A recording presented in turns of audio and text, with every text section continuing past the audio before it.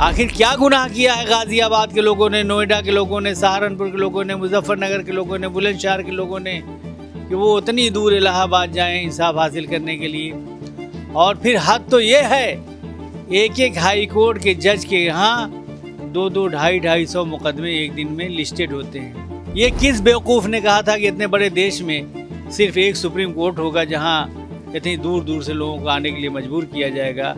आसाम है, मेघालय है, त्रिपुरा है, मिजोरम है, बिहार है। 30 सालों से हम लड़ाई लड़ रहे हैं। ये पहला धरना है दिल्ली के जंतर मंतर पर न्याय व्यवस्था को लेकर। हम लड़ रहे हैं कि सुप्रीम कोर्ट की बेंच सभी राज्यों की राजधानी में हो, क्योंकि भारत की 99.9% जनता सुप्रीम कोर्ट में आकर न्याय मांगने लायक नहीं है। कॉलेजियम सिस्टम खत्म होना चाहिए। हाई कोर्ट, सुप्रीम कोर्ट के जज, अधिकतर जजों के रिश्तेदार और नेताओं के रिश्तेदार और वकील होते हैं। अब अमित शाह जी के वकील थे, वो जज हो गए सुप्रीम कोर्ट में डायरेक्ट। आज देश के सभी हाई कोर्टों में और भारत के सुप्रीम कोर्ट में 2% भी दलित और आदिवासी जज नहीं हैं, 2% भी बैकवर्ड जज नहीं हैं, 2% भी माइनॉरिटी के जज नहीं हैं। तो संविधान की आत्मा है कि गरीबों को न्याय मिले, कम समय में मिले, न्याय सस्ता हो, सबके लिए सर्वसुलभ हो। ये तो संविधान की चाहत है, लेकिन हमारे देश में उल्टा हो रहा है। न्याय बहुत महंगा है, समय सीमा तो कोई है ही नहीं है, सब जजों की मर्जी पर है। कोई छोटा मुकदमा हो, एक थप्पड़ का हो, मर्डर का हो, 1 साल में होगा, 10 साल में, 50 साल में फैसला होगा, कुछ पता नहीं। नमस्ते, मैं शुभम और आपने देखना शुरू कर दिया है नेटिक न्यूज़। इस समय मेरी मौजूदगी दिल्ली में है और जो हमारे साथ जो शख्स मौजूद हैं वो समाजवादी पार्टी के नेशनल सेक्रेटरी मोहम्मद अरशद खान है, जो जौनपुर के एक्स MLA भी हैं। अरशद जी, मुझे आप एक बात बताइए, आप 4 तारीख को प्रदर्शन करने जा रहे हैं, क्या रूपरेखा है, क्या मुद्दा रहेगा उसमें? 4 अगस्त को अम्बेडकर विचार मंच के बैनर तले हम इस देश की न्याय व्यवस्था में परिवर्तन के लिए बहुत बड़ा धरना करने जा रहे हैं। सुबह 9 बजे से दिन में 1 बजे तक की परमिशन है और उसमें हम 30 सालों से लड़ाई लड़ रहे हैं, क्योंकि जो संविधान की आत्मा है कि गरीबों को न्याय मिले, कम समय में मिले, न्याय सस्ता हो, सबके लिए सर्वसुलभ हो। ये तो संविधान की चाहत है, लेकिन हमारे देश में उल्टा हो रहा है। न्याय बहुत महंगा है, समय सीमा तो कोई है ही नहीं है, सब जजों की मर्ज़ी पर है। कोई छोटा मुकदमा हो, एक थप्पड़ का हो, मर्डर का हो, 1 साल में होगा, 10 साल में, 50 साल में फैसला होगा, कुछ पता नहीं। ज़मानत पे भी कब फैसले होंगे, कुछ पता नहीं। और गरीबों की पहुंच से बहुत दूर है। तो इस देश की न्याय व्यवस्था में परिवर्तन के लिए आज़ादी के बाद से लेके अब तक 30 सालों से हम लड़ाई लड़ रहे हैं। ये पहला धरना है दिल्ली के जंतर मंतर पर न्याय व्यवस्था को लेकर। हम लड़ रहे हैं कि सुप्रीम कोर्ट की बेंच सभी राज्यों की राजधानी में हो, क्योंकि भारत की 99.9% जनता सुप्रीम कोर्ट में आकर न्याय मांगने लायक नहीं है। सुप्रीम कोर्ट दूर भी है और बहुत महंगा भी है, गरीबों की पहुंच से बहुत दूर है।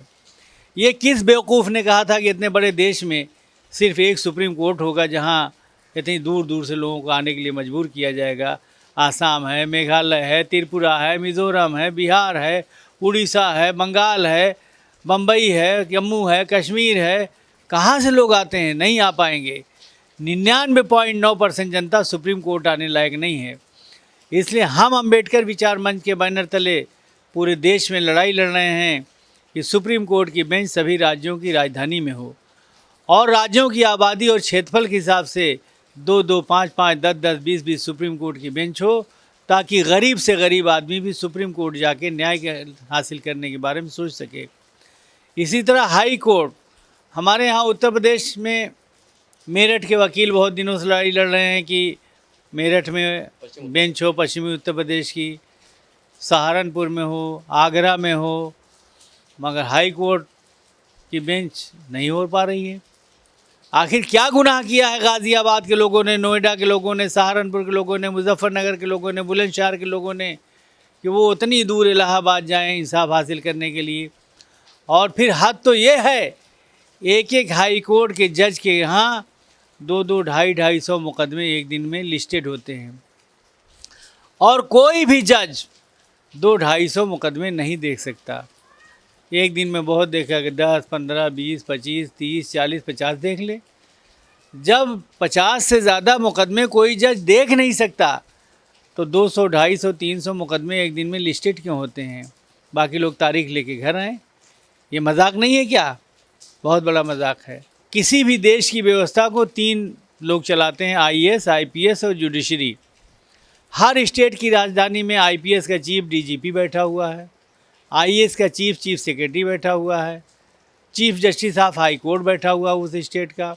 तो हम लड़ाई लड़ रहे हैं पूरे देश में कि हाई कोर्ट की बेंच सभी राज्यों की राजधानी में हो। हम मांग करेंगे राष्ट्रपति महोदया से, चीफ जस्टिस ऑफ इंडिया से, देश के प्रधानमंत्री से कि कानून बनाएं कि तमाम मुकदमों के 4 हिस्से में बांटे जाएं, मालियत और क्राइम के एतबार से। 3 महीना, 6 महीना, 9 महीना, 1 साल फैसले का वक्त हो। 1 साल से ज़्यादा कोई मुकदमा किसी अदालत में नहीं चलना चाहिए। न्याय मांगने वाले को पता हो कि उसे न्याय कब मिलेगा। इसी तरह से मोबाइल कोर्ट बने, जज मौका देखें, सबूत देखें, गवाहों को बयान लें, फैसले सुनाएं। कॉलेजियम सिस्टम ख़त्म होना चाहिए। हाई कोर्ट, सुप्रीम कोर्ट के जज, अधिकतर जजों के रिश्तेदार और नेताओं के रिश्तेदार और वकील होते हैं। अब अमित शाह जी के वकील थे, वो जज हो गए सुप्रीम कोर्ट में डायरेक्ट। तो ऐसे जज से हम क्या उम्मीद करेंगे न्याय की? नहीं कर सकते न्याय की उम्मीद। आज देश के सभी हाई कोर्टों में और भारत के सुप्रीम कोर्ट में 2% भी दलित और आदिवासी जज नहीं हैं, 2% भी बैकवर्ड जज नहीं हैं, 2% भी माइनॉरिटी के जज नहीं हैं। इसलिए हम मांग करेंगे 4 अगस्त को महामहिम राष्ट्रपति महोदया से, देश के प्रधानमंत्री से, चीफ जस्टिस ऑफ इंडिया से कि हाई कोर्ट, सुप्रीम कोर्ट में भी आरक्षण लागू किया जाए और कम से कम 30% दलित और आदिवासी जज बनाए जाएं, उनको आरक्षण दिया जाए। बैकवर्ड की आबादी 52% है, उन्हें 52% आरक्षण दिया जाए और 10% मुसलमान, सिख, ईसाई, बौद्ध, पारसी, जैन, 10% बैकवर्ड माइनॉरिटी के लोग भी हाई कोर्ट, सुप्रीम कोर्ट में जज बनाया जाए, इंसाफ कायम हो। ये लड़ाई लड़ रहे हैं। दूसरे ये है ज़मानत। हमारे देश का कानून है कि bail is the rule, jail is the exception. Bail नियम है, जेल अपवाद है, बाई चांस है।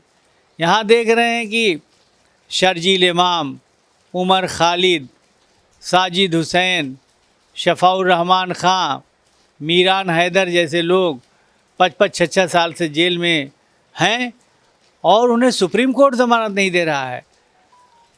आखिर सुप्रीम कोर्ट ज़मानत क्यों नहीं दे रहा है? एक भारतीय नागरिक होने के नाते सम्मान के साथ सुप्रीम कोर्ट से पूछने का राइट सभी देशवासियों का है कि आखिर सुप्रीम कोर्ट 5-6 साल से ज़मानत क्यों नहीं दे रहा है।